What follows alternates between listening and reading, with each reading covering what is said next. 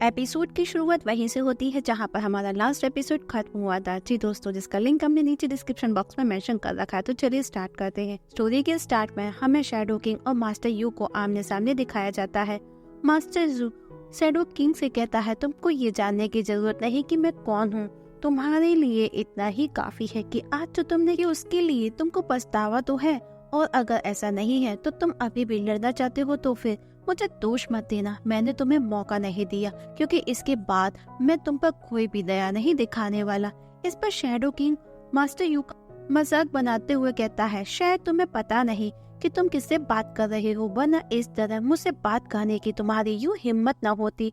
और go to hell बोलते ही master you पर हमला कर देता है, जहाँ पर हम देखते हैं कि और भी लोग मौजूद थे, पर मास्टर यू उसके हमले को डॉज कर देते हैं। ये देख कर के शैडो किंग को भरोसा नहीं होता कि आखिर वो इतना स्ट्रॉन्ग कैसे हो सकता है कि वो मेरा हमला डॉज कर दे, क्योंकि किसी के लिए भी रियल ऑफ गॉड का ब्रेक थ्रू करना इम्पॉसिबल है। मास्टर यू कहते हैं, तुमको क्या लगता है कि तुम ही इस वर्ल्ड में सबसे ज्यादा पावरफुल हो, और जिसे पतिदेव की भूमि कहा जाता है वो सिर्फ मिथ्या है, और मेरे पास पतिदेव की भूमि के किसी भी लेवल का ब्रेक थ्रू करने की पावर है। याद रहे, जितना तुम खुद को स्ट्रॉन्ग समझते हो, तुमसे ज्यादा सामने वाला भी स्ट्रॉन्ग हो सकता है, तो कभी भी किसी को अंडरएस्टिमेट नहीं करना।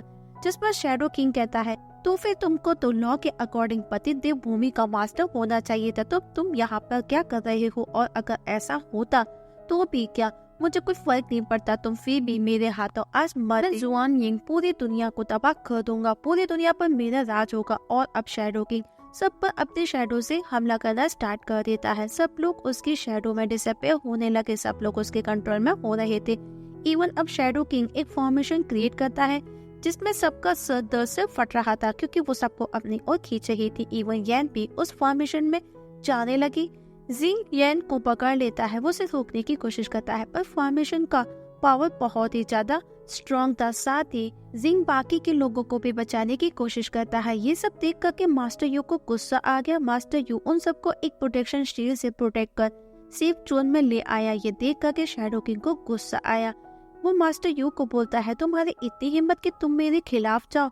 और अब शैडो किंग मास्टर यू पर हमला कर देता है। मास्टर यू भी उसे मुंह तोड़ जवाब में उस पर हमला करते हैं, जिससे दोनों के हमले आपस में टकराते हैं, जिससे जोरदार धमाका होता है। पर मास्टर यू अब कंटिन्यू शैडो किंग पर हमला किए जा रहे थे, जिसमें शैडो किंग पूरी तरह से घायल होने लगा, क्योंकि उसे मास्टर यू पर हमला करने का मौका ही नहीं मिला। और इस समय मास्टर यू शैडो किंग के काफी नजदीक खड़े थे, मतलब कि आमने सामने। वही मास्टर यू यैन को उसके बाकी के साथियों को हील करने का कहते हैं, क्योंकि वो सब भी शैडो किंग के हमले से पूरी तरह से घायल थे। मास्टर की बात सुनकर के जिंग भी एक फॉर्मेशन एक्टिव कर सबको हील करने लगा। यैन को होश आया तो उसे कुछ भी याद नहीं था कि आखिर उसके साथ हुआ क्या, वो इस जगह कैसे आई।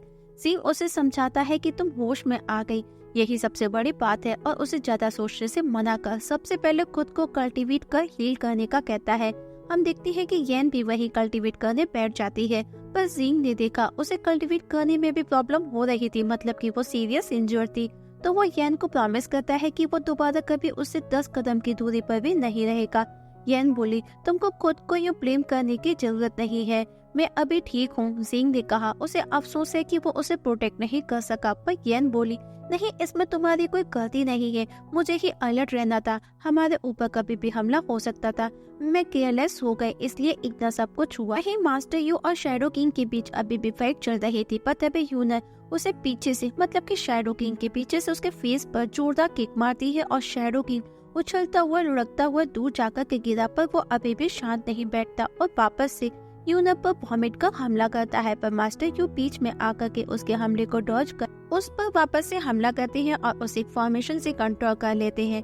अब शैडो किंग किसी पर भी हमला नहीं कर पा रहा था। साथ ही वो यूना को इशारा करते हैं, तो यूना उसे अपने एक आर्टिफैक्ट में कैद कर उसे ब्रेक थ्रू करने के लिए वहीं बैठ जाती है। और इससे हमारा आज का एपिसोड यहीं पर खत्म हो जाता है। तो दोस्तों, देखेंगे नेक्स्ट एपिसोड में क्या होगा। तब तक के लिए नमस्कार।